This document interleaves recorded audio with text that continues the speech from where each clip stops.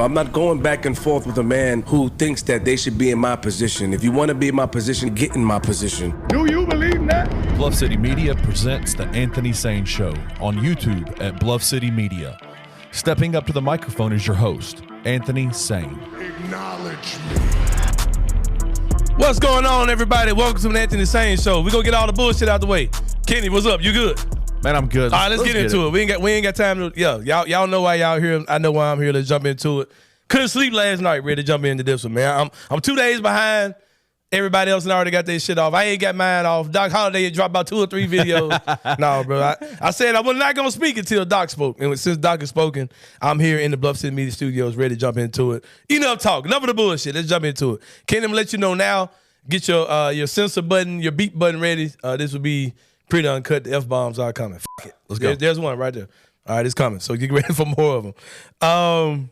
Of course, since the last time we talked, the biggest topic of the day, locally and probably nationally as well, if you really think about it, a lot of people are talking about this article written by Tim McMahon, who's an NBA guy who has kind of covered the Dallas Mavericks a lot with this gig with ESPN. I know he started being a Dallas Mavericks beat writer or something like that. I know he started off before he went to ESPN covering Dallas. Yeah, he worked for a local newspaper in Dallas. And now he's in ESPN. And also, in a conversation I had with him a few years ago, I want to say that he's almost like a regional NBA guy. Yeah, that's what he is. I think he covers the Mavericks and the Grizzlies too. Like this is like part of his beat. And also Baxter Holmes. I don't know as much about him, but I do know that he did write the articles that expose Donald Sterling and Robert Sarver. Donald Sterling, of course, was the Clippers owner, exposed for racial slurs that he said, and Robert Sarver, of course, was exposed for creating a very, very, very hostile work environment with the Phoenix Suns. Those two gentlemen combined to write this article. In the great words of Doc Holliday, which were a hit piece, in my opinion. 100%. When I first saw this, I was extremely annoyed by it. People were in my DM. People were calling. People texting. I'm like, man, I don't have time for this, man. I'm extremely agitated early in the morning, and like I don't like to be interrupted with this stuff. You know what I mean? But once I sat, read it, read what people were saying, digested it, and started kind of using my knowledge, things that I know, things that I'm aware of, how certain people move, all those type of things. It started bothering me more and more as the day went on. And I'm here to kind of call this what it is. I'm going to echo a lot of what Doc Holliday said. When I was preparing myself for what I was going to talk about yesterday, when I heard Doc speaking, I was like, yeah, Doc is saying a lot of things that I was getting ready to say. So I feel good about what I'm saying. Shout out to Doc Holliday again too, man. I joke a lot about the times that I'll log on to Twitter and I'll see my name mentioned with Doc and he's on my ass. I just talk about the fear that would come with that one day, Kenny Stubblefield. And I had when I was doing all the talking about Tiger football. Every day I woke up, I thank God that I wasn't getting tagged by Doc Holliday. But shout out to Doc. Let me tell you something real quick about Doc. There's people in this industry in Memphis that when you hear you're sideways with, you better get on the right side. Well, you don't care. You don't care about that. And it's not. I'm joking about the fear thing. That's because I respect Doc Holliday. And that's exactly the point, right? If you hear you're on the wrong side with Doc, you're probably wrong. You got to go get it fixed. Yep, you're probably wrong. That's where he stands in this world. He's giving me phone calls, texts, physically pulled me to the side. He literally pulled me to the side about things I was wrong about, and I respect him for that. I'll say this. Just a little backstory about me, Kenny, as I jump into this. I'm very selective about the word friend, or who I call my friends. I think that a friendship is a type of relationship. And I think that whether that's a romantic relationship, platonic, business, brotherly relationship, whatever you're doing, relationships matter. And they have to be invested in. You have to put time into it, resources into it, equity into it. So I'm very selective about who I call my friends. I don't throw the word friend around a lot. I will correct people and tell them, no, we're not friends. And it's probably because of me. I'm not saying it's particularly because of you. And I say that because if I don't feel like I'm putting resources into you, time, equity, investment into you, I don't consider that you're my friend. You understand what I'm saying, Kenny? Absolutely. So that's a strong word. I don't just throw that around. when it comes down to this media stuff, I do have friends in the industry. But I look at them more like family than I do friends. You're one of my friends in the industry, Kenny. We have a personal connection that started way before this media stuff started. Right. We became media members after we were friends. We were friends. As we were coworkers, and that turned into an actual friendship. If I got personal stuff going on, I can call you and I can talk about it. If you're wrong about something, I can tell you you're wrong. Absolutely. If I'm wrong, you'll tell me I'm wrong. I consider you my friend. And because of that, if you do something that I don't approve of, or that may be generally looked at as wrong by other people, I will stick my neck out and pretend like I don't notice the bullshit you're doing because you're my friend. That's a natural thing that people do. Yep. I do that for you. I do that for Jason Smith, who's one of my brothers / mentors / friends. I do that for Doc Holliday. I do that for Jarvis Greer. I do that for DeMichael Cole. DeMichael's probably 15 years younger than me at least. And but if DeMichael's wrong about something, I've had people call me and say, I don't like what DeMichael said. I don't either, but that's my guy. You understand what I'm saying? Yep. So I understand the concept of defending your friends. I understand it. I understand the concept of calling shit sugar for your friends. I saw a lot of that yesterday. I saw a lot of that on Twitter, on the radio, on podcasts. Had Gary Parrish on our show a couple days ago. And all of the time it was different. All of yesterday's show was live, you know? Man. You know what I mean? So, and Gary's not a friend of mine. He's a guy I'm associated with. He's someone I look at as a mentor. We don't have that type of relationship, but he's what I call a silent mentor. He didn't say anything to me, but I watch him and I emulate what he does, and that's what you call a silent mentor. Someone who's not particularly intentionally mentoring you, but you do gain mentorship from observing them. He's one of those that's the type of relationship I have with him. Can I call Gary Parrish? Yeah, I got his number a few months ago. We've been DM messaging over Facebook and Twitter for probably close to 10 years, like seriously. Right. He had his show yesterday. Chris Vernon had his show yesterday. I listened to Chris Harrington on Jeff Calkins' show. I listened to Jeff's show. Someone say, I've heard what Giannato said, but I didn't listen to him on anybody's show or his own.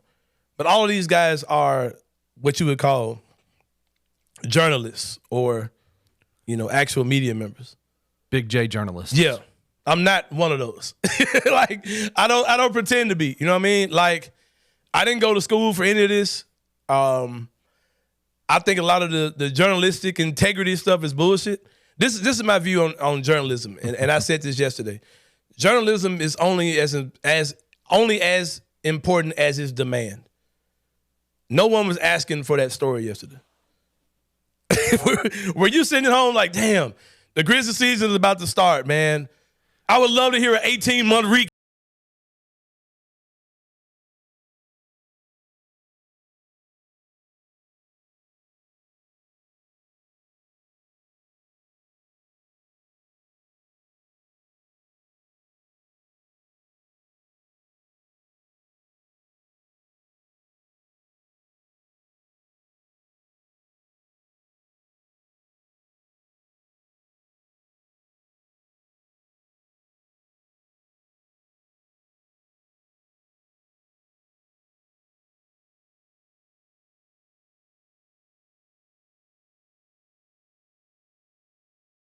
Independently, I've done all these things, but I've totally denounced that title because I'm not one of these dudes, man. Like, it's almost like a fraternity. That's true.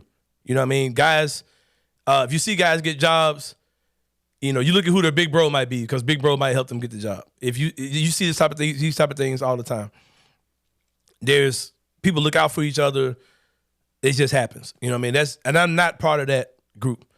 On this show, this is episode 38. I've had 35 or so different guests come on this show that are all media members in the city of Memphis.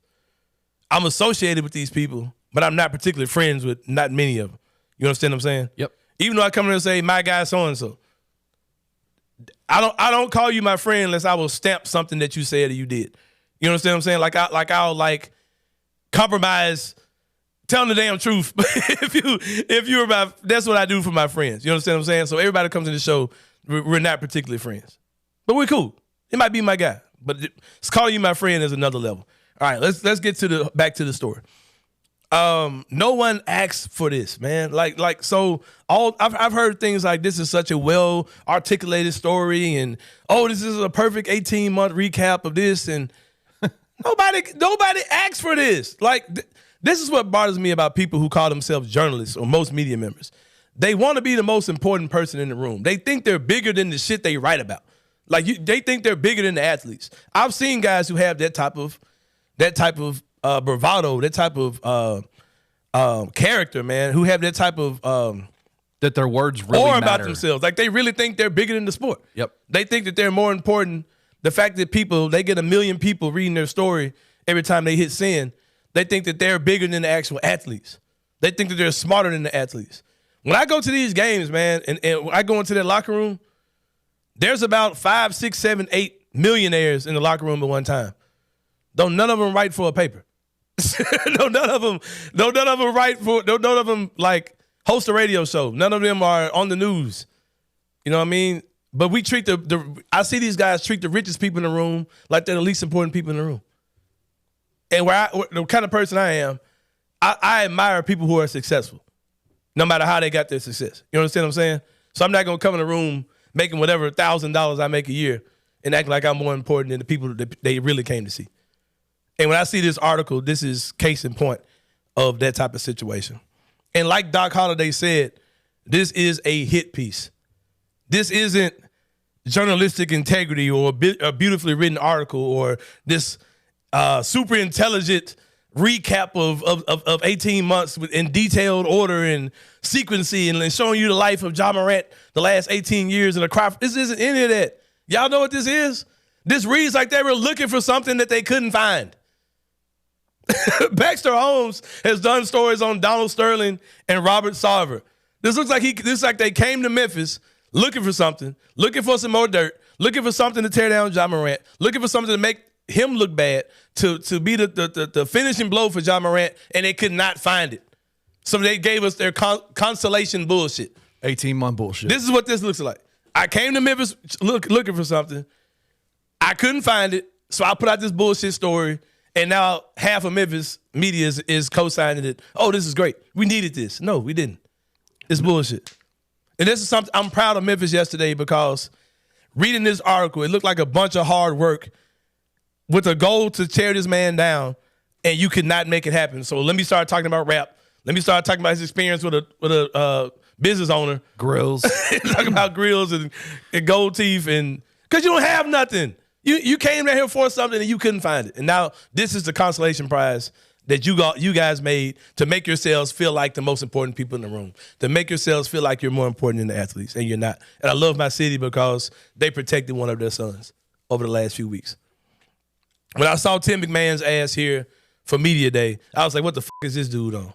Because he don't be here like that. You understand what I'm saying? Whenever I've seen Tim McMahon, it's been Grizzlies won 10 straight games, look like a hottest team in the world. Ja may have said something crazy. Jaren's losing his mind. Oh, Tim McMahon's here. And let's not forget, Anthony, real quick. Mm-hmm. You mentioned the Media Day. From the day that Media Day happened, he's stayed down here. People on Twitter, in the Discord, BCM's Discord, have been asking these questions. What the hell was he doing here? Why is he here? Yep. Because it felt off. It felt weird. It felt something was wrong. Something was off. Yeah. Right. So we saw this from the jump. Mm-hmm. That something like this was happening. Something like this was coming. The next day after Media Day, I'm at training camp. He's there. The Grizzlies are your beat, but we're not your beat. The Mavericks are your beat. So Ja ain't in practice. Ja ain't around like that. He's practicing, but he ain't available to the media. So you ain't talking to Ja, so why are you here? Like I said, he clearly was here trying to expose something. He couldn't get what he was looking for. So this is like, I ain't come down here for nothing. Let me just find a way to shit on this whole situation and leave y'all with a disconnected, bullshit-ass article. Filled with anonymous sources. Filled with a bunch of bullshit. That won't put their faces, they won't put their names to the quotes. They were looking for something, they couldn't find it, so let me just find some type of way to tear this man down. And try to tear this man's hope down. Try to tear the city down. And the racist undertones were obvious throughout the article. I don't know what in the hell the alligators got on me. I've heard that it got something to do with eating some black babies or something, but I'm not sure those terms got nothing to do together. But I've heard that that's one interpretation of what that means. I don't know. Just makes no sense, man. It's just, you all tell me in the comments or whatever. Tell me what it means. I don't know. I don't know. It don't sound like nobody from Memphis said it. It sounds like some, I don't know, some bullshit. The hip-hop stuff they were saying is crazy. Jaren Jackson Jr. and Brandon Clark are hip-hop artists. They haven't gotten into this type of stuff at all. We haven't had any off-the-court issues with those guys. We ain't got to talk about that shit. Right. That shit is stupid. But here's the thing, though. Like, Ja Morant is struggling, obviously struggling in front of our eyes. You're talking about a kid who was not a highly heralded high school player. Right place, right time, plus opportunity and preparation got him to where he is now over a short period of time, and he's not handling it well. I'm sure Ja Morant himself will say, I'm not handling these things to the best of my ability. He's struggling to stay afloat with his actions. And I heard Vernon say yesterday, man, I'm just glad Baxter Holmes went easy or didn't Get out of my face. do this like Donald Sterling or Robert Sarver. Why are we comparing this to Ja to those two dudes? Those two men were menacing, evil, despicable men. You understand what I'm saying? If anything you can say about Ja is that money, power, and fame may have made him sort of a jerk, if you want to say that. He's made reckless decisions. He's became self-destructive. And he got into a fight with a kid, and he got caught up with a bunch of dudes who pointed something at any of the Pacers players. Might have been a gun. It might not have been. I don't know. You know what I mean? But that's not I'm not gonna say that's making Ja a horrible person. Why are we thankful that Ja wasn't handled like horrible people? You understand what I'm saying? So now the part that really bothered me a lot, probably more than anything, was a lot of the indictments on T. Morant, Ja's dad. Come on. I promise not to get emotional, Kenny stuff. Today is my son's birthday when we record this, and I always think about whose celebrity dad would I be like if Gabe was to blow up in sports? Would I be more T. Morant? Would I be more LeVar Ball? You know what I mean? Who would I be like? You know what I mean? I'd probably be on that type of level. Gabe plays soccer for his school, and Gabe isn't the fastest kid. Gabe is kind of a healthy, chunkier boy, you know? So he's not the fastest kid, and he's on the soccer team. And with his school, if you sign up, you play. Like, there is no tryouts. You know what I mean? If you sign up, you play. So Gabe's on the soccer team, and they tried to discover what to do with him because Gabe's not the fastest kid. And they normally put you in the back to be kind of like the last line of defense right before the goalie if you're not the fastest kid. And Gabe was holding his own. And in their first game of the season, they lost to a team that was pretty much equal talent level to them. In the last few minutes of the game, they put Gabe into the goal, right, to be the goalie. Yep. Gabe's in there kicking ass. He's beating stuff. He's beating stuff out the way because Gabe he studied martial arts. Gabe has really fast hands. So Gabe's out there doing good at goalie. I'm hyping him up. I'm hyped. So the coach is like, Gabe, you did great, man. I'm gonna have you in goal from now on for the rest of the season. So Gabe's locked in about being the goalie, right? So he plays the next game. He's at goal. He's doing his thing, beating stuff. They won. They have not lost a game since Gabe took over at goal. Let's go, Big Gabe. They had a game that was a tie, but they were extremely shorthanded. But that still was a tie. Gabe beating all kind of stuff. And I'm not watching the game with the fans. I'm literally standing horizontal to well, what's the word? Whatever. I'm standing parallel to Gabe. Yep. He's in the goal. I'm right here on the sideline. And everything good or bad, I'm right there cheering him on. I bought a Vuvuzela on Amazon. and I would be at the game acting the fool. Let's go. So when I see people question what T. Morant's role or what his posture should be at games, I'm like, man, fuck y'all, man. Like, who are y'all to say he never lived his own NBA dream, so he's living out his dream through his son, like any other parent does? So disrespectful, man. You know what I mean? The thing is, let's go back to the T. Morant story. We did this in our very first episode. Let me remind you motherfuckers details of the T. Morant story. T. Morant was a high-level high school basketball player, played on the same team as Ray Allen. I want to say he played junior college basketball, if I'm not mistaken, or played for a small school. Got his girlfriend at the time pregnant. Had an opportunity to play basketball overseas, if I'm not mistaken.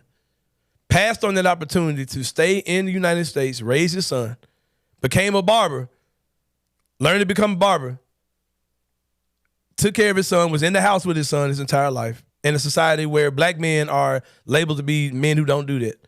Numbers say that we aren't in homes. That's another discussion. We'll talk about that another day. Took care of his son, raised him, created a training facility in his backyard, pushed this young man to be one of the better players in the NBA today. But you don't want him to reap the benefits of that? If you want to question his maturity, if you want to question his style of parenting, his style of fatherhood, it's a little different. It ain't like mine. You know what I mean? I've never, my daughter is 21 years old. She turns 22 next month. I've had a drink with Sabrina. I would like to have Gabe's first.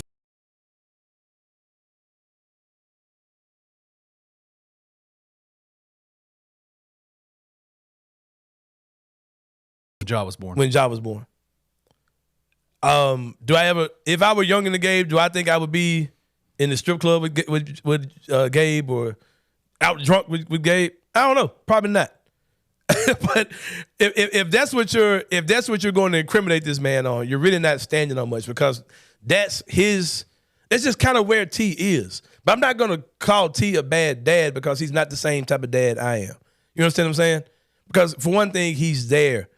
And he sacrificed his own life to be there for his son. He could have gone overseas to play the sport he loved professionally. He decided to change his entire life for his son. And guess what, ESPN? Guess what, Tim McMahon? Guess what? What's the other dude's name? Baxter. Tim Baxter, is that what it is? Baxter Holmes. Baxter Holmes. What's the dude Baxter from Teenage Mutant Ninja Turtles? What's the dude? I forget his name. Him. Whatever his name is. The fame that y'all say that T. Morant is chasing and he's at games doing this, he got into it with Shannon Sharp and all that. Y'all goddamn cameras put the cameras on his ass. Yeah. ESPN cameras on that man. Oh man, it's so crazy, bro.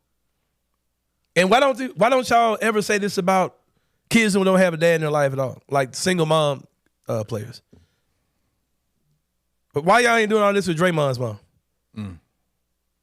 Why y'all got such a problem with black men, bro? And this same dude that y'all are trying to act like he's a criminal and he's made Ja like this bad guy or whatever. Y'all the NBA did a fatherhood story with Ja Morant, with T. Morant, Chris Paul's dad, and I can't remember who the other guys were. It was I think it was at least two other dads on there. Might have been Carlton Towns' dad, somebody. But y'all did the same people who did a story on T. You guys are now trying to act like he's the reason why Ja's making mistakes. Ja is clearly living out his life in front of us, and I'm okay with you saying he's not handling things the best way.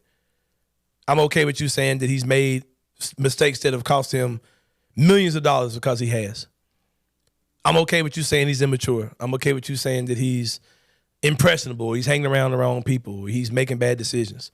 I'm okay with all those things. But I'm not okay with anybody writing him off like he's a finished product or like he doesn't have hope or like he can't do any better. I'm not a fan of any of those things at all. I'm not a fan of a witch hunt. I'm not a fan of you coming to a city looking for a story that you think is there or you think people are going to help you out on or you think people are going to tear this man down, not getting anything of substance if you know, and then deciding to say, okay, well, I can't leave empty-handed, so let me overstep my bounds as a journalist and make this bullshit hit piece instead of giving y'all actual information. That's the problem I have with journalism. When you come for one thing, it doesn't turn into what you wanted it to be. And now you say, I'm bigger than this athlete. I'm bigger than this sport. I'm bigger than the fans. So I got to come with something because of my ego. So let me destroy the kid who we see hasn't had any issues. We see he's trying to figure this thing out. And even if there are some rough patches, he's trying to get to where he's trying to be. Y'all going to let that man redeem himself.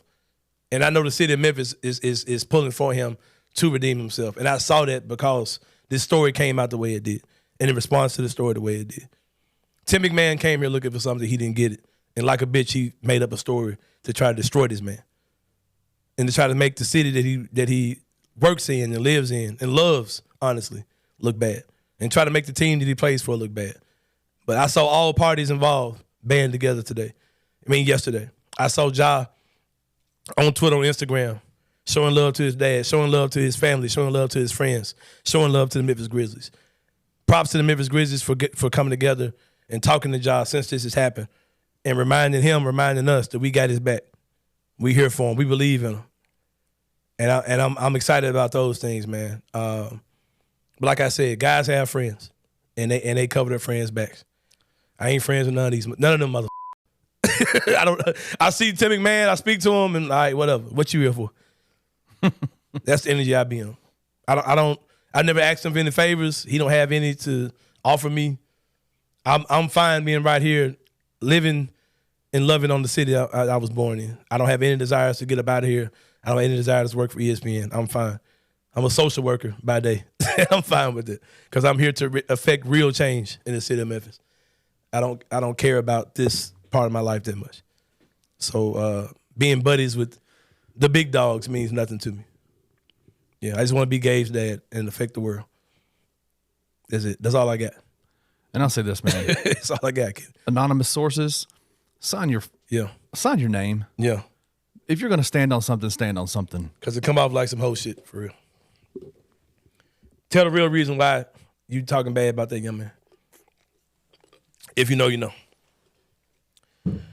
But yeah. About to go to break, man. We got my boy Rob Fischer, a.k.a. What's the word? Witness number one. Suspect number one. We're going to find out who that source was. Who that team source was, Rob Fischer. Hey, y'all know what you thought it was, Rob.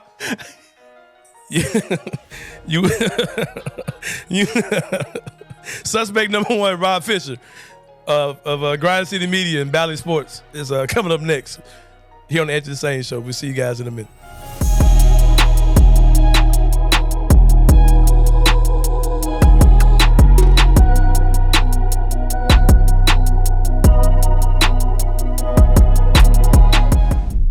The issues that we've talked about all year, the keys, the biggest keys that we've laid out for this season to be successful, for them to win games, they failed. Yep.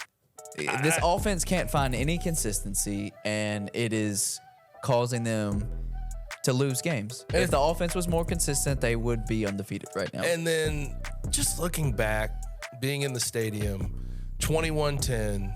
10 minutes left. 10 minutes left in the third quarter. I wish you could just capture that energy and put it in a bottle. Right. The positive momentum, the feeling from everybody within that stadium was something I haven't seen since 2019, quite frankly. I believe it. And you see how close they are, but then you watch, halfway through that third quarter into the fourth quarter, and you see how far away they are as well. Tune in to On the Bluff with Christian Fowler and Gabe Kuhn every Tuesday at 12 p.m. on the Bluff City Media YouTube channel.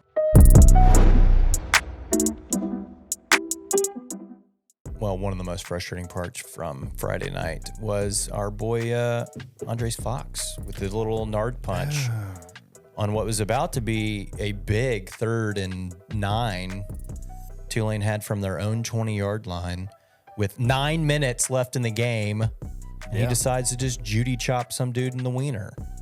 It was more than just a little nut tap. No, he punched him. Yeah. I've played in a lot of sporting competitive events, and I've gotten mad and I'll shove somebody or something, or I have never once stood up and been so mad and was like, I'm gonna hit this dude in the nuts.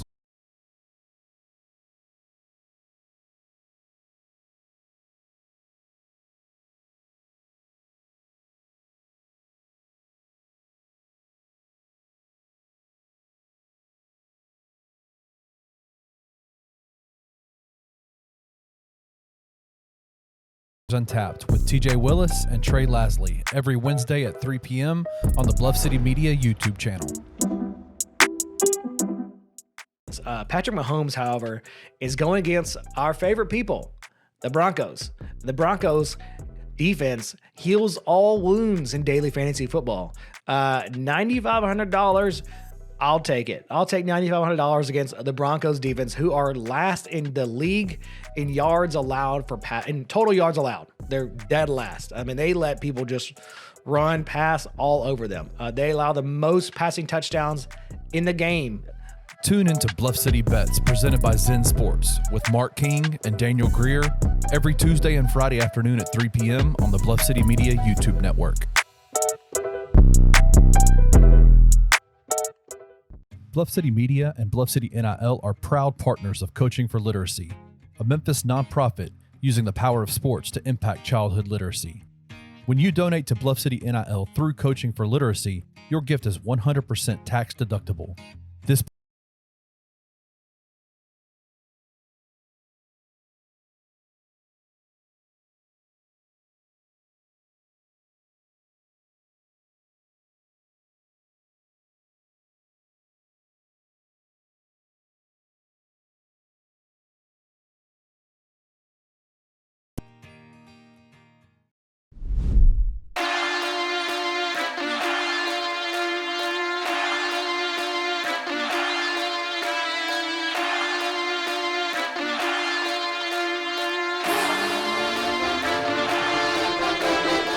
All right, y'all, welcome back to the Anthony Sain Show. I'm here with suspect number one.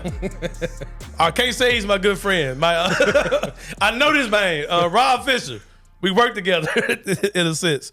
Rob Fischer comes in as suspect number one. Yeah. The Ja Morant situation yesterday. I am under investigation. I'm not under investigation. I'm investigating y'all to find out who was the team source, Right. who spilled the guts to the guys from ESPN. Rob, how you doing today, bro? I'm good, man. Good. How are you? Good cause, man. Don't move your legs too much. It's kind of incriminating, man. Like you're trying to go over the line about something. I'd like to say for the record, All right. I was not a team source. Okay. Were you because in if town? I was quoted, it would have just said a guy. Yeah. A guy says. Yeah. You know, it wouldn't have said team source. And It in my would have days said a of guy. mocking media members in the city of Memphis, I do like everybody pretty much. I can mock something they do. Sure. If you say they're like, man, I don't know, man, it would have started like this. So Yeah. it wouldn't. That's No, I don't know. it would have started like that. So I do it with my guy Rob. I don't know. you I'm kind of suspecting you. Why you thinking I me, don't man? know why they I don't call work you for a them. team source, I which don't would be work for them weird. folks, man. I'm total opposite of a team. But you call me 3 days ago and say, hey, can you come on Thursday? And then all of a sudden the news breaks. Like, day oh, before shit. I'm coming on, I'm thinking, you knew something. Say something. Yeah, so I'm thought about that looking too. at you. I say, damn, what is Rob gonna come on? He's gonna be like, say, look. I know it's gonna be one of them type of situations, but it's not. My man Rob Fischer's in the building. Rob, let's talk about it. It's on everybody's mind. The ESPN article comes out on Ja. What were your immediate thoughts on it? And did those thoughts change over time, or where do you feel about it? Is it fair? What do you feel about the whole thing? Well, I started reading it and just thought, you know, where's the news? Mm-hmm. Where's the new stuff?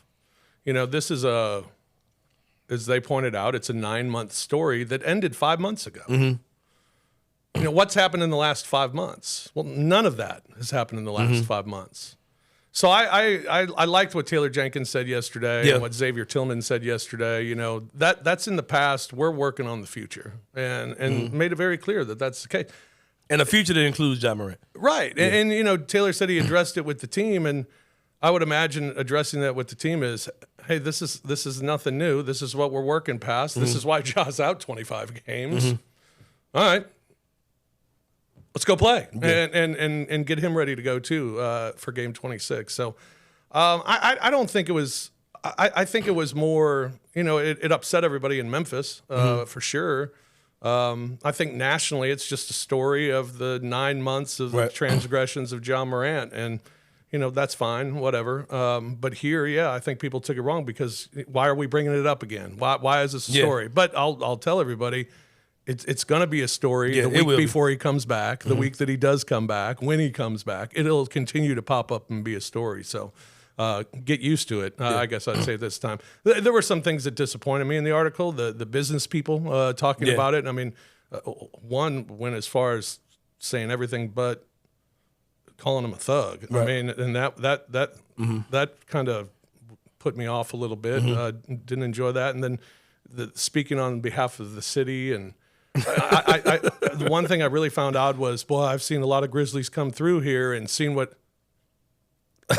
Name me a Grizzly that has come through here that things have turned out bad. Yeah. I mean, Yeah. I can't think of any. This is a very unique situation. Yeah. It just is. And, but hopefully it's in the past and hopefully we can look forward to game 26. But Yeah. it didn't startle me. It didn't, we all kind of knew the story. It kind of annoyed me in the morning, but it kind of pissed me off as the day went on. Just as I kind of read it and gathered more information on it, it just made me angrier as the day went on. But And like I you said, like, and I heard you talking about it. I like the team's reaction, the team's willingness to keep saying we're 100% behind Ja Morant. Desmond Bain said, he's our guy. We're 100% behind him.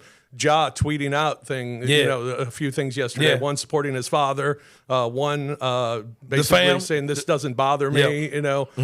So I think that I think in the inner.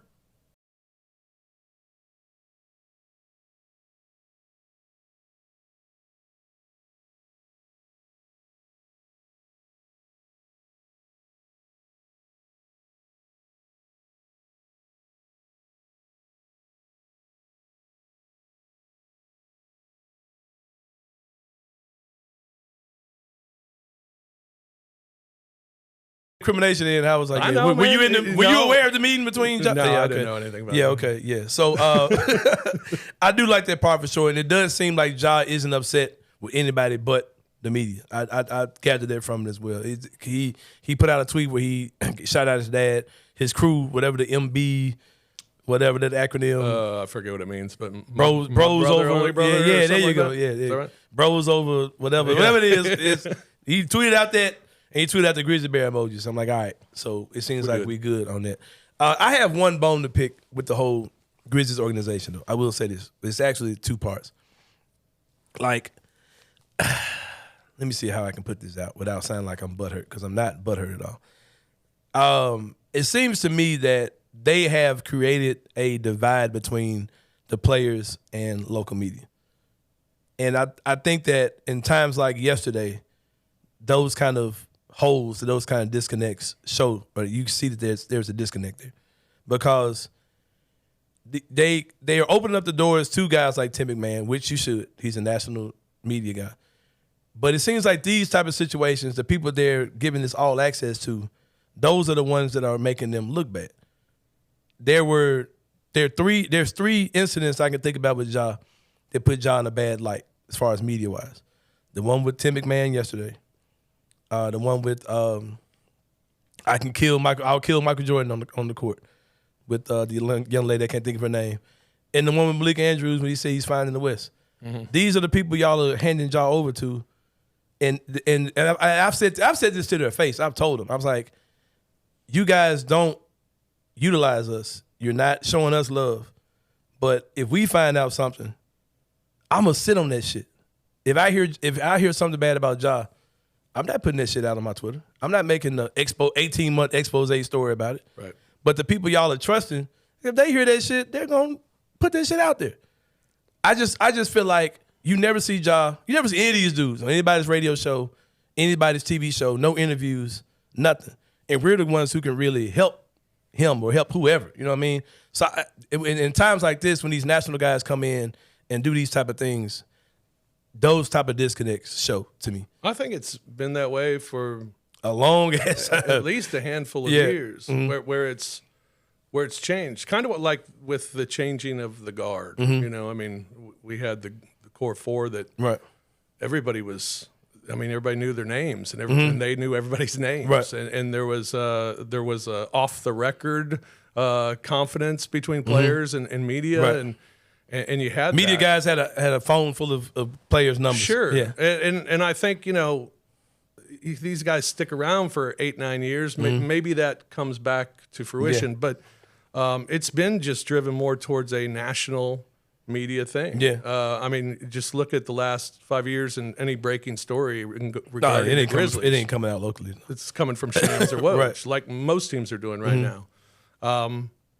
That national exposure is just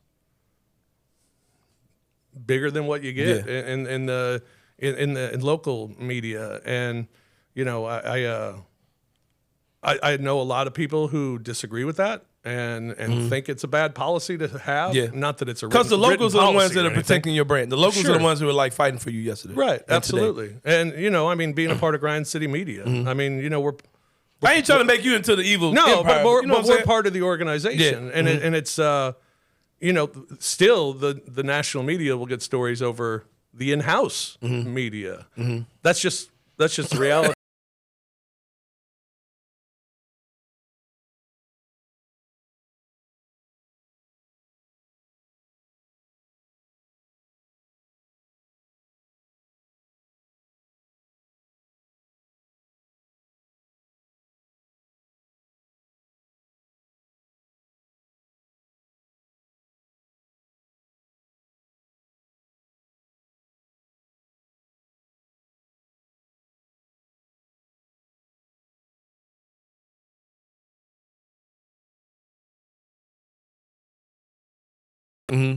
Yeah, But but you I see just that it's just national- kind of disappointed, man. That like the people who are really going to have your back when shit gets real, we're not the ones who. And I don't particularly want it. I'm just saying, like I just noticed it. It's like it's no kickback to the locals. And we're the ones who, when stuff really gets real, we're the ones who are protecting you, protecting these players. Because this is the city we live in, man. We like a lot of the local media is truly local media. They're from here, you know what I mean? So it's just a different type of hit to it. But we'll move on. I think that you're free, Rob Fischer. I don't think you had anything to do. I don't think you're in the mold that was talking to Tim McMahon at all. So we're gonna slide on. We're gonna bring some more of y'all in. We're gonna schedule some more of these over a couple of weeks. We figure out who it is. I'm not gonna tell y'all who's up next, but we'll see if they'll come out to the show. Zaire Williams, let's talk about the stuff on the court, man. Let's get into to the media mode, Rob Fischer. It's been good. Yeah. I don't take a lot of out of preseason. Yeah. It's kind of like summer league to me. If you're bad, I couldn't really make a point about it. But if you're good, it's kind of like, okay, good. That's what we want. That's kind of what we expect. But Zaire, it's a huge year. I think the noticeable thing with Zaire right now has been he's playing very confident, and he's playing happy. You know, he's got a smile on his face that he just looks chirping a little bit. He's out there. Yeah, he just looks so much more comfortable in this preseason than he did maybe at any time all of last year. He says he's healthy, says he's happy, and he's performing. They need him to. I thought the biggest issue with this team coming into this season was how good are your 8, 9, 10 guys? Need to be better than what they were a year ago. And would someone, grab it and take that opportunity? And I think Zaire's taken it. Yeah. And that's great to see because somebody needed to. Yeah. And you hoped that he could build on his rookie season this year. And at least it's off to a good start so far. Yeah, for sure. Marcus Smart has been some Marcus Smart sightings in camp so far. Recently, he's set to play the final preseason game. Did you have any concerns about him when you weren't seeing him play at all? Nah. Yeah. No, I mean, he's a veteran. Been in the league 10 years. Yeah.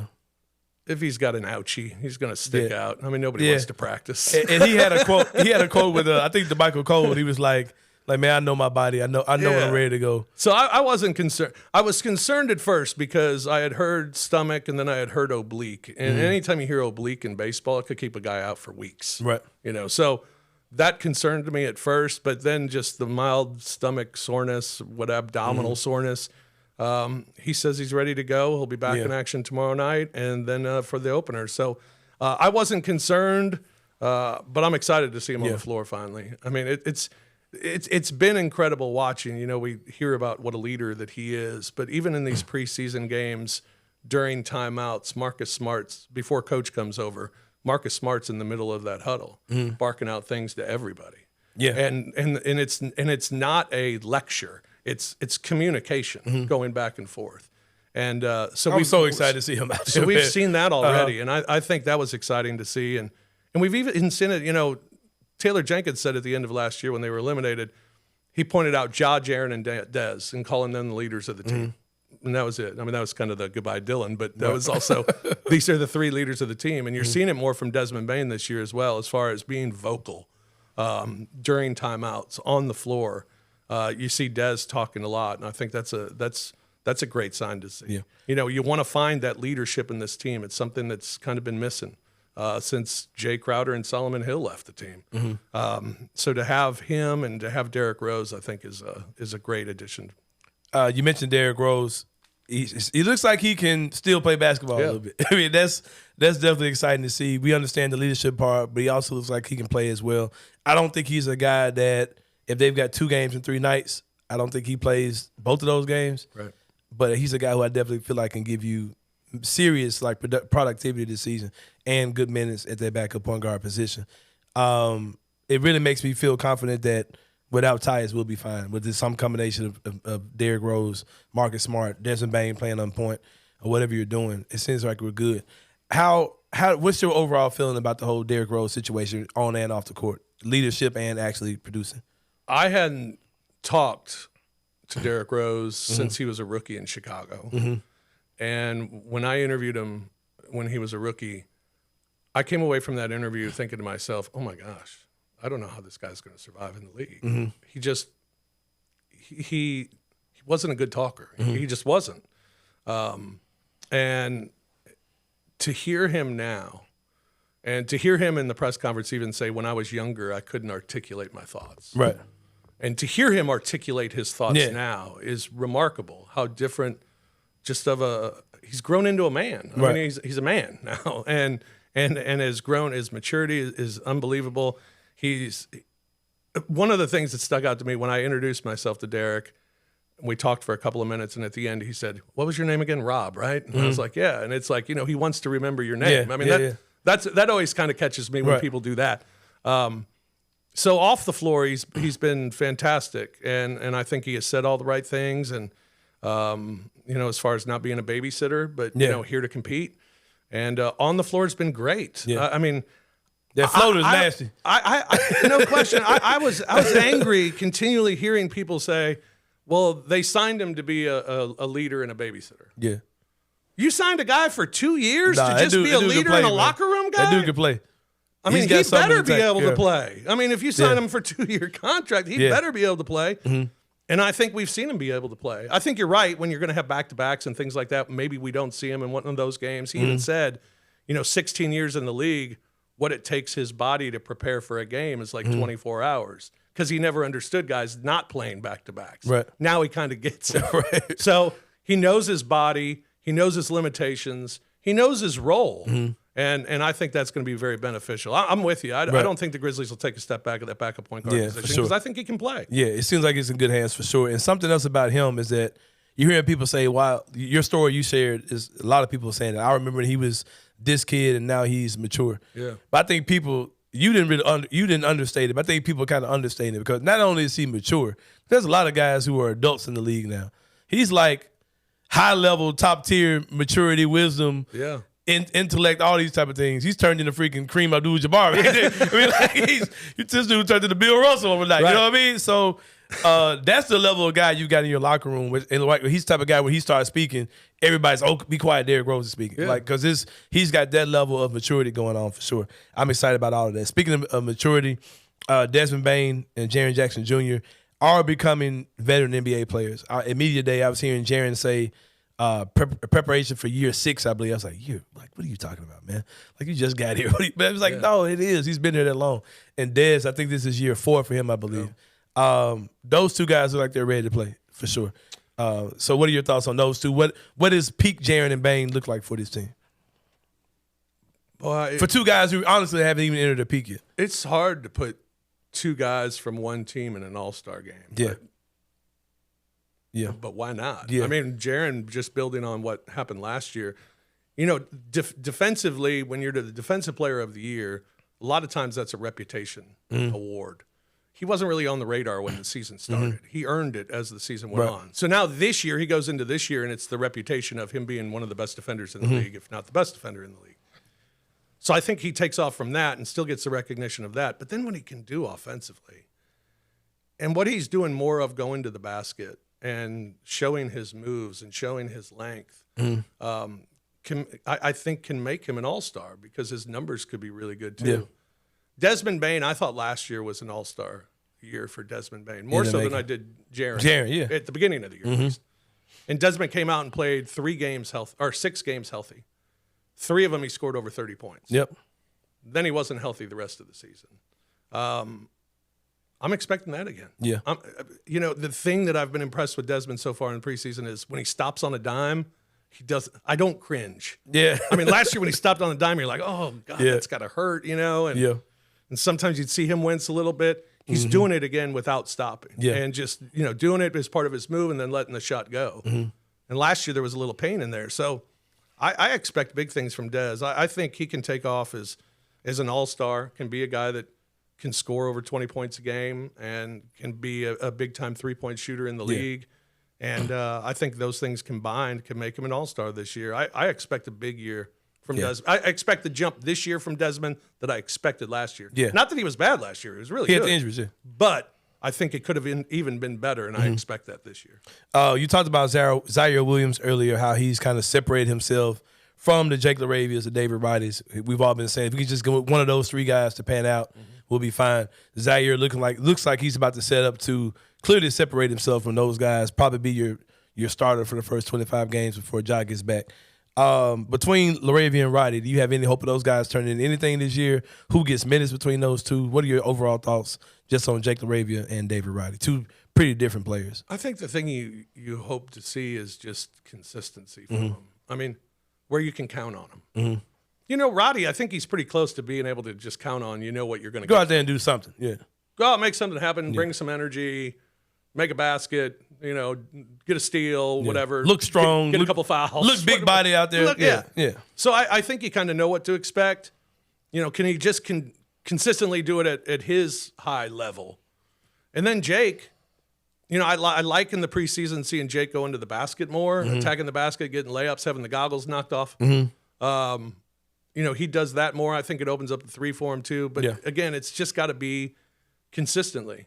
They got to be able to be counted on when called upon and do what they do. And Jake, that would be make some baskets and work really hard defensively. Roddy, it's wreak havoc when you come out there. So, I think those are a couple of things that you want to see from them. It's mostly the consistency. Coach would tell you it's about the defense, period. And that he'll stop and end right there, just saying they got to come in and defend if they're coming off the bench. So, I know it's something that you've seen them working on during these games of trying to be more active defensively. And but I don't know. I don't know if either one has separated themselves from each other. So it might just be a feel of, hey, we need some energy, or hey, we need a 3-point shot. Which guy I go with, and then one of them could own the job if they can do it consistently. Yeah. But right now, I think it's a competition, but I think it's a good competition. Yeah. They both seem to be seeing Jake look a little bit more confident, a little bit more competent has been good for sure. And with Roddy, you pretty much know what he's going to be. Speaking of guys, if you've kind of had to, go through the development process, a guy like Xavier Tillman, how can you not be excited about him finding his niche in the league, finding his spot? A lot of people, which I thought were foolishly saying this, were saying, oh, that's just Jaren's friend. But he's shown himself to be a rotation-level big, played big minutes in the playoffs, guarded LeBron James probably better than Dylan Brooks did, you know what I mean, in that playoff series. How excited are you for Xavier Tillman finding his way, had some health stuff, things going on a couple of years ago, and now, proving he's a guy, who can be a rotation player? I don't know what to expect from him other than I'll get everything good from him when he plays. I mean, is he a normal rotation every night? No. He's going to come off the bench for Steven? There might be Probably games where he don't not. play. Yeah, it's probably Probably games he doesn't play. because Jaren will just slide down to the front. Right. Yep. But that's how it's been for Xavier Tillman. And the most impressive thing about him is the guy just stays ready. Ready, yep. Always. And when he comes in, he gives you minutes that are quality minutes. I mean, I can't remember many times, if any, where Xavier Tillman comes out of the game, you're like, whew, he didn't give you anything tonight. Right. I mean, he gives you something every time he plays. So, and I'm happy for him because he's such a good dude, and he busts his tail constantly. That I like to see him rewarded, and I think a lot of times, Coach rewards him, and he'll continue to get rewarded because he stays ready to play. He works hard in practice. Last year he went to the hustle asked to go to the hustle so he could get some more minutes. So it's a guy that's he's hungry to play, and when he gets in there, he performs. And I'm happy for him because I think he deserves it. He's earned his playing time, and he deserves his playing time. And when he does play, you just know what you're going to get. You're going to get a solid performance from X. Switching over to Junior Lofton, who has been a very polarizing player as far as fan perception. We're talking about a guy who's probably your 15th man on the roster. He probably would not have been. He probably would not have made the roster last year if not for the Steven Adams, Brandon Clark injuries. Have you ever seen a guy who's that position on the roster, whose game has been? We're talking about a 21-year-old, second year, 15th man of your roster, whose game is dissected the way that Junior Lofton is. My thing is, dude, whatever he is. Maybe Hamed Haddadi. Yeah, I mean, it's wild, bro. It's like you got, and I'm a part of the Junior Mafia. I'm part of it. Like, I love him. How can you not love to see him on the court, especially when he's playing in minutes where they're like, feed Lofton, let him go do his thing. Like, how can you not get excited about that? But people just sound nuts on both sides, man. You have people acting like he's just this guy who just can't play basketball, has no purpose on this team. And some people acting like he's Zach Randolph, but we just don't know he's Zach Randolph. Right. Like, no, he's not. I don't think he's either one of those. Like it's just so strange, though, man, because we've never looked at a guy who's literally the 15th man on the roster. I'm not saying he's the 15th best talent, but that's what he is. Like, he got added to the roster at the end of the season last year. Like, how do you have a guy like that and just has that much conversation about him? Even here today, here we are talking about this guy. I skipped a lot of dudes to get to Junior Lofton. So, have you ever seen anything as wild as this? He's so fascinating. Yeah. Because of his size, his offensive skill set is ridiculous. I mean, point guard like. Yeah. Where, I mean, to see a guy that big dribble the way that he does, pull up from three or crash to the boards or whatever. I mean, he's got such an interesting game. With an old school game mixed into it, too. It's wild, man. It's fun. He's fun to watch. And then defensive, he's not a very good defender. I mean, that's the thing that holds him back, I think, a little bit is his defense. And he knows that. But he ain't the first one-sided player in the NBA. No, but even if he's not a great defender, good rebounder. Yeah. You know, he still gets his hand on the ball a lot. And he does little things that look like and he's 3 or 4 inches shorter. He's like 3 inches shorter than every dude who's guarding him. But he'll still get a hand and tip it in, or still get the hand and tip it out. Yeah. I mean, he's able to do that. I hope he has a career in the league because I'm interested to watch his career. Maybe it's in Memphis, maybe it's not in Memphis. But he's got time. He's 21. But he's still young, but I think he's got a skill set that he could be in the league. Heck, he said last year he was born to be in the NBA. Yeah, man. He's so fun. He talks with so much bravado, so much confidence, man. I just look forward to some blowouts when we get some Junior Lofton minutes. Either winning or losing. I want to see some. Why isn't he starting? Right. I want to see some. I got to see some Junior Lofton minutes because it's super fun, man. For sure. He reminds me of my own kid because I talked about earlier how Gabe is kind of a chunkier kid, right? You cannot tell Gabe. He plays wide receiver for his school.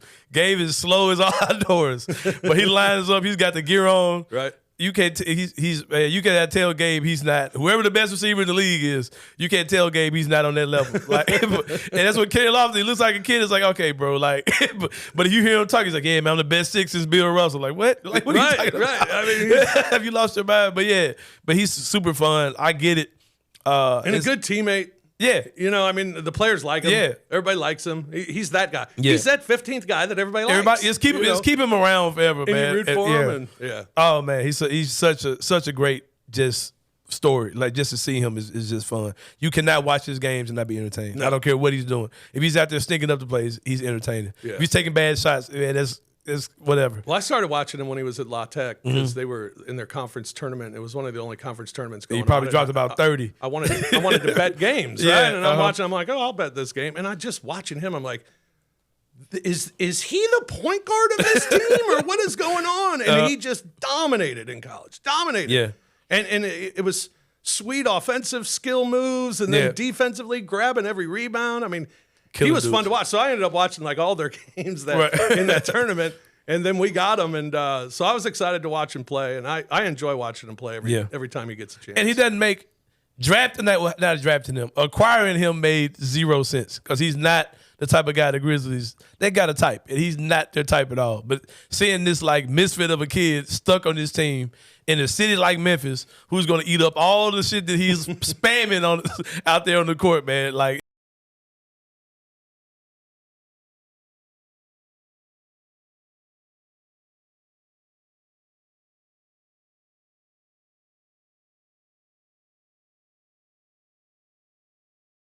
Let's build a friendship. Let's build a friendship relationship, man. Let's build it. Let's Yeah, build there you it. go, We'll man. talk There you some go. family. Yeah, all there that you go. stuff. I can tell you about baby mama stuff and all kinds of whatever.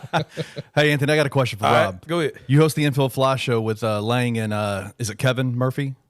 Keith Murphy. Keith Murphy, excuse me, over at GCM.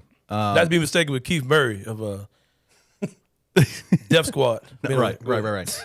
We got the NLCS, ALCS going on right now. Who's gonna be in the World Series? Oh, excuse me. Well, I guess I would guess the Phillies. I think they're just better than the Diamondbacks. Diamondbacks just they're fun team. They're a young team. They play really good baseball, but Philadelphia is just bombing the ball all over the place right now with their lineup, and they got better pitching. So I like Philadelphia. They're up 2-0, so that's not a big stretch there. Texas is up 2-1 on Houston. I like Texas to win tonight, so they go up 3-1. I think I would certainly pick Texas, but never count Houston out because they are champions and they got a lot of guys who have been there before. Who've been there before. Yeah. So, but I'll go with Texas. I'll go with some new blood with Texas and Philadelphia in the World Series, and we'll go with the Phillies. Phillies win the World Series. Yeah, me too. Why is playoff baseball so much fun? I mean, it is just like Is it really? it hits another level, man. Well, because every pitch matters. You know, I mean, in games, you know, every run matters, every pitch matters. The crowd's electric. I mean, crowds really aren't electric during the regular season of baseball, but in the postseason they get electric, and so that makes it a lot of fun too. The atmosphere around the game. Yeah, I agree with everything Rob said. That's right. I co-sign. Because we're friends. Yeah, because we're friends. We're building a friendship relationship, man. That's right. We're in the courting stage. Right? What is who does the dude? He messed his shoulder up or something. Who he play for? Shohei? Yeah, Shohei Ohtani, right? Shohei Ohtani, yeah. Yeah, Ohtani, yeah. Best player in the game. who he play for? He's a unicorn. Who he play for? He plays for the Angels. They out. They out. But he's a free agent this offseason. Where he going? And it's going to be the highest paid And all player. time. I mean, they're talking $550 million contract God damn. possibly for like 10 years. And, Dodgers are on that list. He could stay in Anaheim. I don't know. San Francisco possibly as well. I think he stays on the West Coast. My guess would be he stays in Anaheim. Are the Redbirds anywhere on it? The Memphis Redbirds? Yeah. Are they anywhere like playoffs or anything? No, is they on the radar for Shohei? No, I don't think they're going to be able to pull that off. That'd be a coup. He would be like player/owner probably if he. Like, Yeah, I don't think they could pay him. No, money. probably could. Probably like give him the whole stadium And FedEx for and FedEx for him, yeah. And ask him to pay for the Liberty Bowl as well. But yeah, man, it's my soon-to-be friend Rob Fischer of Bally. Hey, what's going on with Bally's, man? I don't play somebody. You can be. I feel like the game just kind of went off. Like, damn. We're good. We'll be on the air Thursday on Valley Sports I'm Southeast. just making sure, man, because my bootleg stream was going the whole game. Well, yeah, we're good. We'll be there. We'll be there Thursday and throughout the season. So tune in on Valley Sports Southeast. Grizzlies Live gets underway a half hour before each game. Yeah. Hour on opening night. Hour pregame show. Yeah. I'm about to hum the music. They changed the music. I don't know the new music they got for Bally's. That ain't the music. That's not it, is it? Nah. That's like the NBA on NBC, I think. They created a new joint. What is it? Yeah, that's the John Tesh stuff. You're humming over there. I'll remember it when we start the season, and then I won't be able to get it out of my head. But yeah, shout out to my man Rob Fischer. He's off the hook. I don't think he was the mole in the whole internal Grizz employee. But I appreciate it. Yeah, you got some boys that's kind of mole-ish over there. I got my eyes on. But yeah, we about to go to break, man. We come back to three-pointer here on the Anthony Sain Show. See y'all in a minute.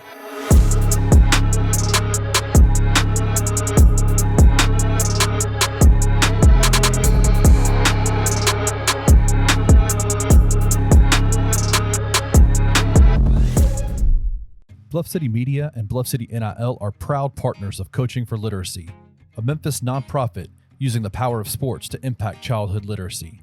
When you donate to Bluff City NIL through Coaching for Literacy, your gift is 100% tax deductible. This partnership is a win-win-win. Tiger student athletes win in the NIL landscape. Coaching for Literacy wins by engaging Tiger student athletes in this monumental cause. And most importantly, elementary students in Memphis receive support to become strong readers. To donate today, visit coachingforliteracy.org/bluff-city. I don't think Seth has progressed since his freshman year, and I think that's pretty obvious. I think he's regressed in a lot of ways. Especially turnovers. That's the biggest one. In managing how he throws the ball and where he throws the ball and the timeliness of throwing said ball. I think he has regressed in putting the ball in harm's way. That much is very obvious, but there's a lot of reasons that could be the case. Turnovers don't come from a vanilla or lack of creativity on offense. They just come from, most of the time, bad ball placement. Yes. Or bad reads. Yes. You can't place turnovers on an offensive system. And I don't know if it's You can place bad offense on an offensive system. Yes. And the lack of sort of explosiveness, running game, all those other things. Place that directly on the offensive system. 7 picks? Yeah. No. Can't do it. That's on ball placement. And that's on 2. That's on number 2 himself. Tune in to On the Bluff with Christian Fowler and Gabe Kuhn every Tuesday at 12 p.m. on the Bluff City Media YouTube channel.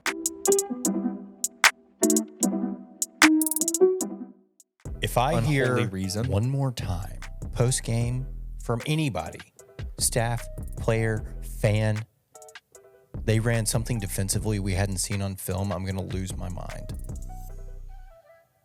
If you and I were head coaches for 2 different teams, do you think you would change up just a little bit what you do? Oh, yeah. Every game? Yeah. Yeah.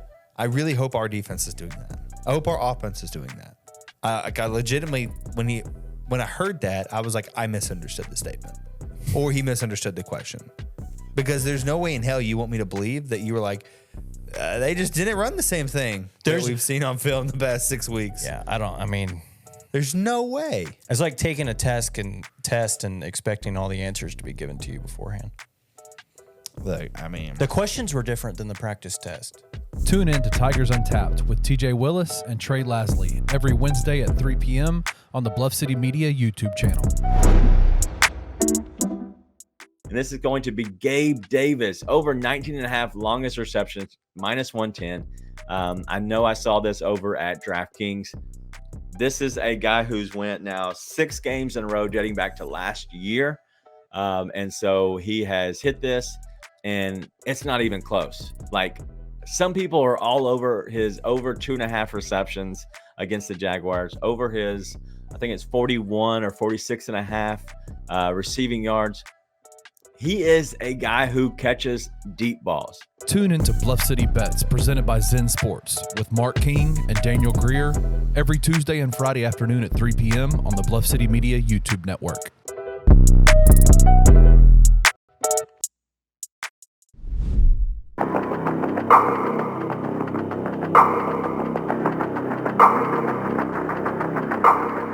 What's going on, everyone? Welcome back to the Enter the Sain show. We were laughing during the break, man, because I gave Rob Fischer the clearance. I said that he's not. I've cleared him as being a suspect. You cleared him pretty quick. As being, I might have been a little premature, man, because I just started thinking in my head that whole alligator, the alligators got him thing. I said that in the Rob Fischer voice, and it just sounded like Rob Fischer, man. It sounded natural, right? Yeah, it's like, it was fine, man. The alligators got him. I was like, oh shit, it might have been Rob. Let's bring him back in here, man. I want to hear him say the alligators got him. We need to bring him back in here. In the Rob Fischer voice. Yeah, in the Rob Fischer voice. Yeah, because, man, I want to say my guy's good. He might get a double jeopardy, though. He might get out on that where I can't. I've already released him, so. Yeah, we'll have to try again. I don't know. I did feel like you let him off the hook. Yeah, it might be a little premature, man. Yeah, you let him off the hook. Yeah, we got to step our investigation up, man, to figure out who that.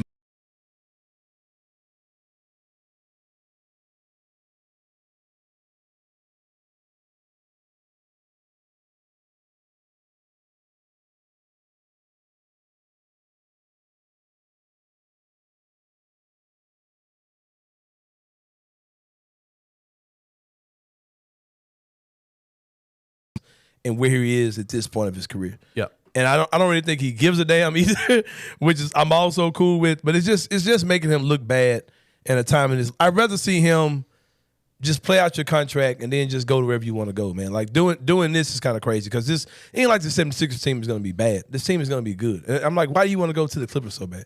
I understand they're a loaded team. They got Paul George. They got Kawhi Leonard. But, dude, you do your own thing over here. I know the East is crazy too, but I don't like it. It seems kind of dumb. But all of this really points me to another theory that I've seen Kenny Stubblefield but haven't particularly wanted to speak on. All right? Because they said that right now that James Harden is in what city? Do you know? I've not heard. He's in Houston. He's hiding out in Houston while the Philadelphia 76ers are having camp. All the reports are saying that he wants to be a Clipper. I would not be surprised if his final destination actually is Houston. And I'm going to tell you some things I'm looking at. You know who had an interesting offseason? Dylan Brooks. Dylan Brooks. The Houston Rockets had an interesting offseason. Yes, they did. They paid Dylan Brooks a contract that's a little healthy. That's maybe a little more than what you think his market value would have been. And it just made me kind of look at that whole situation. I believe that Houston didn't have many guys that if you were to trade them had where their contract value and their actual value on the court lined up. You understand what I'm saying? That's interesting, yeah. Like, what's the kid? The kid from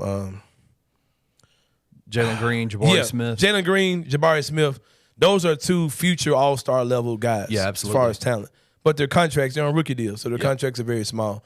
If you move a guy like that, those being probably your better assets, you're talking about like a $6 million contract or something like, a small deal like that. Right.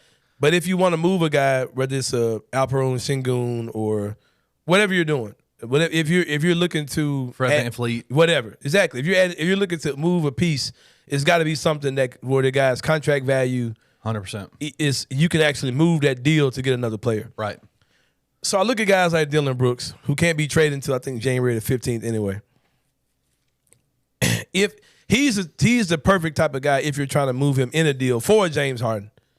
His contract, that overpaid contract could make him an asset that you can put in a trade for James Harden or another player, and it could make sense. It could make the deal actually happen financially as opposed to some of your younger guys, a lot of these rookies, or you can add them with one of these younger guys, one of your rookies, 2-year players, whatever, and you can make a deal. And like I said, the more I look at that, I'm not sure that Houston actually has long-term plans for Dylan. I think they kind of signed him to trade him. Interesting. With sign him with trading him being a possibility, if that makes any sense. Okay. Not particularly. We just signed him to trade him. No, I think they signed him and like, well, if he don't work out, let's make his deal this number because at this number we can move him in a deal, even though it may not match his value. It provides more favorable trade value. Right. That contract. So I'm looking hard at James Harden, Houston, and Philly, because if you look at Philadelphia, Dylan Brooks would fit good on the Philadelphia team. Yeah, he would. You know what I mean? Like for real. Like you could put him at the 3, and he could be a Who's very their nice. 3 right? Is it Matisse Thybulle? Is there 3? I think it's Thybulle because I think they play my boy at the 4, the dude like J. Cole. Can't think of his name. He was talking about he probably should have been an all-star. Like, all right, relax. Can't think of his name, but yeah, him. I think they would move him up to the 4, move Dylan to the 3. That could be a nice situation they got in Philadelphia. That's not based on anything. This is just like me. Something just makes sense. Because that Clipper thing, sometimes GMs get to the point where like, hey, I'm trading you. I ain't trading you there. As we saw with Damian Lillard. So if I was to see what a second destination would be for Harden, I could see him getting moved to Houston. Let me ask you this. You think Harden comes back to the Phillies or to the Philadelphia 76ers? Man, that stuff's so crazy. Ain't no telling how that's going to look. Because he's left camp. I'm out. You know what I mean? So we'll see, man. He sings for real about it. He's got money, so I don't think he's really tripping about that part. So we'll see. But number 2, former Portland Trailblazers coach Terry Stotts steps down as a Milwaukee Bucks assistant. And guess why people are saying that he did that? Kenny Stubblefield. Dame time, baby. Yeah, Damian Lillard was his former star player when he was in Portland. Most people think that Damian Lillard got him fired. Got him up out of there. So now he has to coach and see Dame every day. And Terry Stotts stepped down. I get it. Who's the head coach for the Bucks? Man, you know what? I didn't know until we played them. I was like, what? Adrian Griffin's the coach of the Bucks? Adrian Griffin, yeah. I was like, bro, I didn't know that. Yep. Like, I guess I remember that happening, but I just kind of forgot about it. Yeah, I But kind of forgot about it too. I didn't know. Like, that seems like a hell of a come up, man, for Adrian Griffin to get the Bucks job. Like, dude, you just stepped into. You might be out there looking like Luke Walton. Like, you're going to get the finesse pass, man. 27-1 in the first, yeah. Oh, what you waiting to see? What the narrative around that kid is going to be. Anyway, I'm going to leave that alone. But you know how that goes, man. If it was like Steve Nash or somebody, they'd be talking about how good of a job he's Steve Kerr or somebody. But with Adrian Griffin, they'll just say, well, he's playing with a team that, went to the finals and won a championship. Right. Never get that man his props. People don't even want to give Ty Lue his props. Anyway, number 3, this one. Man, you ever wanted to be a fan of something, but you're not, but you want to get in on the fun everybody else is having? NFL football. That's what you are for real? Yep. Like, I don't have a team. Like, I've tried. I've tried, Anthony. Yeah, I tried to get in with the 49ers. They lost the other day. I was like, all right, I don't care. Like, that was dumb. And then the game was ugly when they lost. I tried to get on the Tennessee Titans a few years ago. Can't do it. Can't do it. But no, man, but it also doesn't look fun to me. No. Like, when I sit back and watch NFL fan energy, it just looks kind of stupid to me. Like, people say, oh, I'm a Cowboy. Like, what? Yeah. Like, I'm a Grizzlies fanatic. I don't go around telling me I'm a Grizzly. Like, it just sounds stupid. But like NFL fandom always just looks weird to me from a distance, just being honest. But I want to be part of this WNBA thing, man. Like, I really feel left out. And here's the thing. I have grown, I'm matured, I'm less chauvinistic in that area. If you'd asked me these type of questions 3 or 4 years ago, I would have said, all y'all are fake. Y'all are doing this is the PC stuff. You don't want to be looked at as chauvinist or whatever. Like, I was on it. But now I look at it like, okay, this is actually a good product. But I just don't have the bandwidth to get into it. That's exactly it for me. And it's like, I think it kind of needs to happen while the NBA is going on. And I think their whole approach to it, I'm not going to say it's wrong because it's definitely gaining popularity, like for sure. It's definitely becoming a much more mainstream product. I think that with the Reese lady for LSU, Skylar Reese, and her and the girl at the other school, the new Clark, the new Magic, my God, the new Magic and Bird thing, man, they got going. I think that's going to take the WNBA to a totally different level when those two ladies get into the league. But it's not that I don't want to get into it. It's like I don't have bandwidth for it. Like I don't. Do you think I can't manage nothing else, man? I can't manage another league to care about. And look, I see Paris talking about it. I see a lot of guys I respect. Yeah. Cool, young, urban, black media members. Like, oh man, I see beautiful women journalists who are covering this stuff. I'm like, man, I need to get in on this. You know what I mean? Right. But it's like I'm like the meme I put up last night, man. I'm just a dude in the window looking at y'all have fun. And I wish I was a part of it. I agree. I mean, do you think that if there was a team closer to Memphis, that you'd be able to? Still wouldn't care. I don't know because I care about 901 FC. Yeah. So I'm not gonna say that. Not Nashville though. They gotta be in Memphis for me to care. I'm not pulling for the Nashville team. Yeah. Asia Wilson wins Finals MVP. She's a beast, man. Yeah, she's cold. People are saying she should have won regular season MVP. Who won regular season MVP? You know? Brianna Stewart. No, shout out. But yeah, Asia Wilson, 2-time champ, Finals MVP. Woe is me because I can't get in on the fun. But I can't get in on the reindeer games with the rest of y'all. But maybe next year, man. Maybe next year I'll find time. But Gabe's playing like 5 sports, so it's kind of hard for me to find time, man, for sure. Then I've got this show, another podcast coming soon. Look out for the Sain and Silent podcast. Just me talking shit. May or may not be about sports. Probably won't be. Look out for that coming soon. Silent Media Group. That thing's rolling. I don't know, man. I don't know how I have time. It is tough to add things to your plate. Plus, I got a day job. Yeah, so it's tough to add things to your plate, especially when recreational stuff. Yeah. But yeah, that's it, man. That's the 3-pointer. When we come back, we'll talk about Inside the Same Brain. This documentary, man. How Joe Budden is ruining my life. I'll tell you about that indirectly. How he's ruined my life. Here on the Answer the Same show for Inside the Same Brain. See you guys in a minute.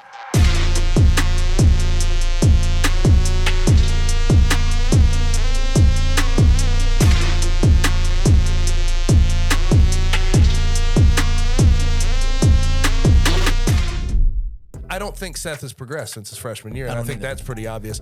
I think he's regressed in a lot of ways, especially turnovers. That's the biggest one. In managing how he throws the ball and where he throws the ball and the timeliness of throwing said ball. I think he has regressed in putting the ball in harm's way. That much is very obvious, but there's a lot of reasons that could be the case. Turnovers don't come from a vanilla or lack of creativity on offense. They just come from, most of the time, bad ball placement. Yes. Or bad reads. Yes. You can't place turnovers on an offensive system. And I don't know if it's you can place bad offense on an offensive system. Yes. And the lack of sort of explosiveness, running game, all those other things. Place that directly on the offensive system. 7 picks? Yeah. No. Can't do it. That's on ball placement. And that's on 2. That's on number 2 himself. Yeah. Tune in to On the Bluff with Christian Fowler and Gabe Kuhn every Tuesday at 12 p.m. on the Bluff City Media YouTube channel.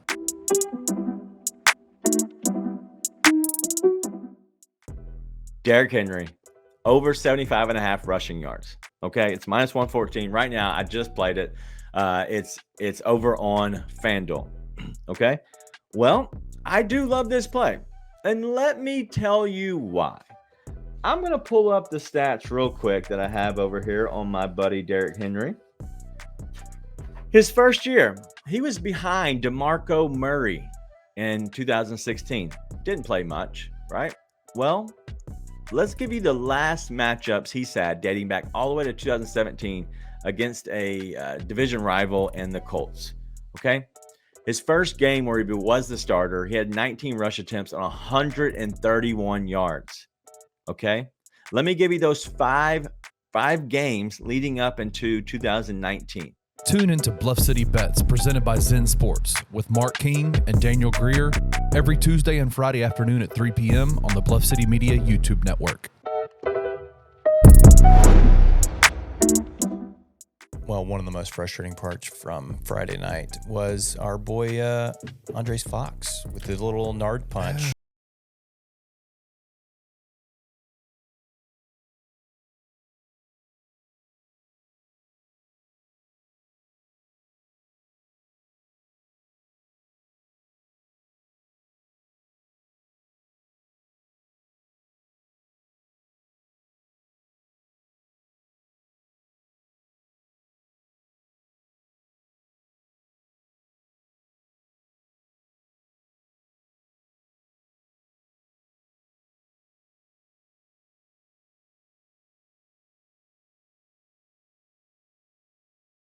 College football career was absolutely And over. he's just not going to play 30 minutes of football.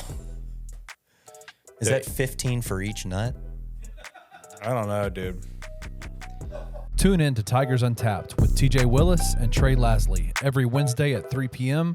on the Bluff City Media YouTube channel. Bluff City Media and Bluff City NIL are proud partners of Coaching for Literacy, a Memphis nonprofit using the power of sports to impact childhood literacy.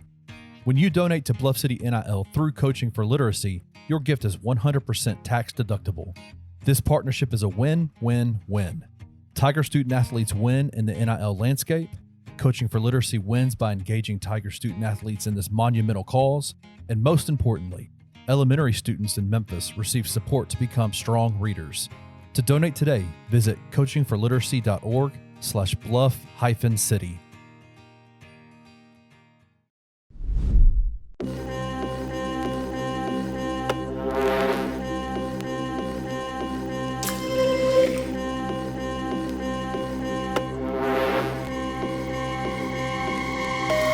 All right, y'all, welcome back to the final segment of the show, Inside the Same Brain. Shout out to my man, Rob Fischer, coming on with me today. Trying to build a friendship relationship with my boy, Rob. Man, Rob's one of those guys where I don't consider him my friend, but he's right there on the edge. Like, he's right there as far as being part of my crew, the guys I really fool with like that for sure. But yeah, Inside the Same Brain, where I talk about something that's on my mind, on my brain, may be a result of my glaucoma medication, and it may not. This time it's not. As well, but on a little streak, man. Just having the natural crazy shit to talk about with y'all on the Anthony Sain show. I mentioned in the last segment that I blame Joe Budden for this. I listen to Joe Budden's podcast a lot, And since I've been lured into becoming a Patreon member, I get to hear more Joe Budden, Kenny Stubblefield. And one of his episodes, he was talking about this Hulu documentary called The Horror Inside, which talks about a man in the state of Tennessee. I do not live in the state of Tennessee. I live in Memphis. So you Tennesseans can tell me more about the Tennessee experience. I know nothing about it. I visited a couple times, never lived there. A guy named Russ McKamey is who the documentary is about. And he has something called McKamey Manor, which is a high-level, he doesn't call it a haunted house. He calls it a hunt, where it's like a hunt experience. But it's allegedly in some house, but it's like high-level fear, where it's like interactive and you're putting it's a endurance test of the mind, body, soul, your will, all those type of things. And he's been labeled as a madman. He's been labeled as crazy. He's been labeled as legally torturing people. And they've had doctors interviewed who say, psychiatrists say that he's a madman and what he's doing, he should be arrested for and all these type of things. And I've actually fell asleep on the documentary. Check it out on Hulu. But I've gone down. It's called The Horror Inside. I fell down the weirdest rabbit hole because whenever I watch a movie or I see a story, I like to go on YouTube and see is there any other commentary about what I just watched. I fell asleep on the documentary. I still got to go back to that part.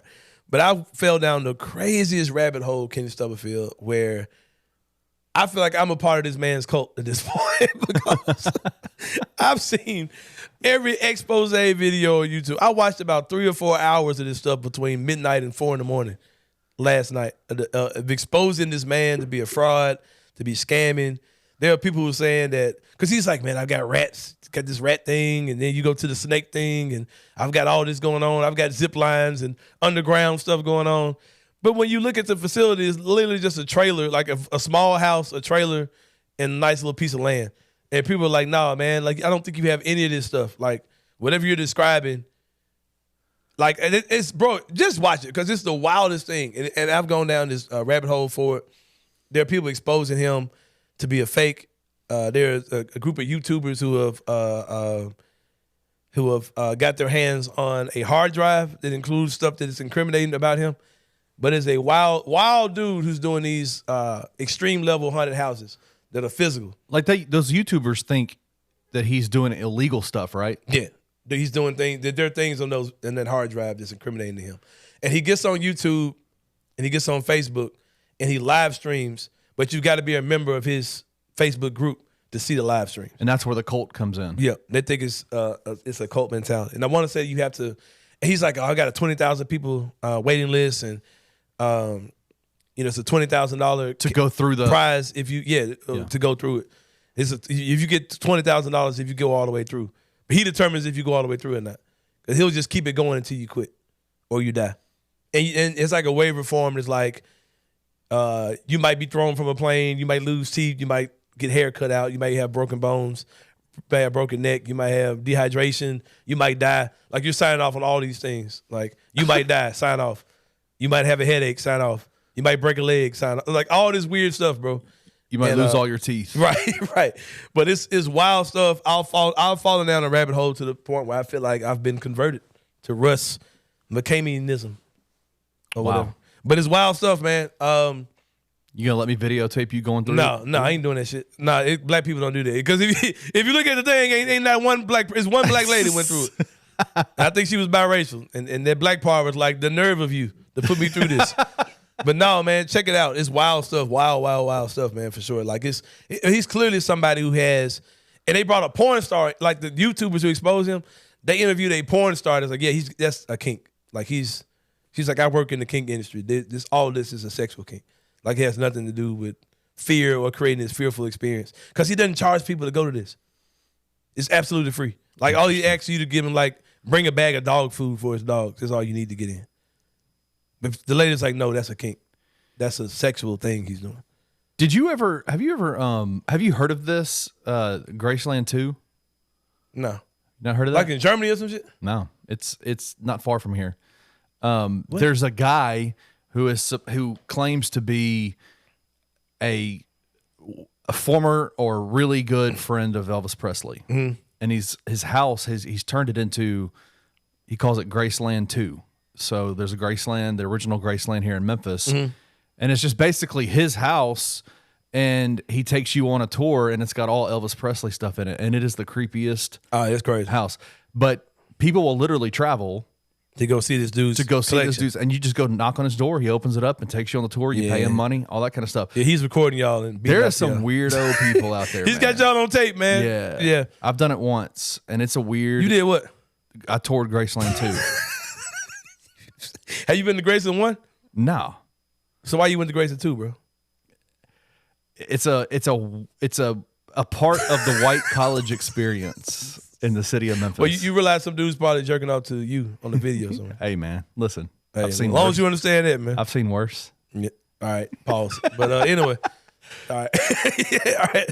I feel uncomfortable for sure. Shout out to Funny Marco. You saw that story? Yeah, the G Herbo and all that? Man, so I feel uncomfortable. Yeah. They say he was being serious.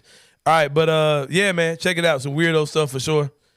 Nothing I'll ever do, but I'll fall down this weird rabbit hole that's caused me to lose sleep about Russ McKamey and the McKamey Manor out there in Tennessee. Dude, those YouTube rabbit holes are no joke, man. They're dangerous, man. They're dangerous to your sleep for real. YouTube is wild because you can go and literally find any feature-length documentaries about any damn thing. About anything, and it is Voodoo Village. Crazy. Voodoo Village in Memphis. I've fallen down rabbit holes about that as well. Yeah, it's man. wild. Yeah. But yeah, man, shout out to Rob Fischer again. Great show, man. Y'all need to leave Ja the hell alone. Leave the city of Memphis the hell alone. Tim McMahon, get your Ben Roethlisberger on crack looking ass up out of here. Other dude, get your the thing on Ninja Turtles looking, the Baxter dude, whatever his name was, the fly dude looking ass up out of here. But yeah, man, for my man Kenny Stubblefield, it's Anthony Sain. See you guys next week on the Anthony Sain Show. And we out. Thank you for listening to the Anthony Sain Show. If you enjoyed this episode, leave a rating and a review wherever you download your podcasts. Also, like and subscribe to Bluff City Media's YouTube page. For comprehensive coverage of Memphis sports, head over to www.bluffcitymedia.co and find out how you can become an insider. We will see you back here next week.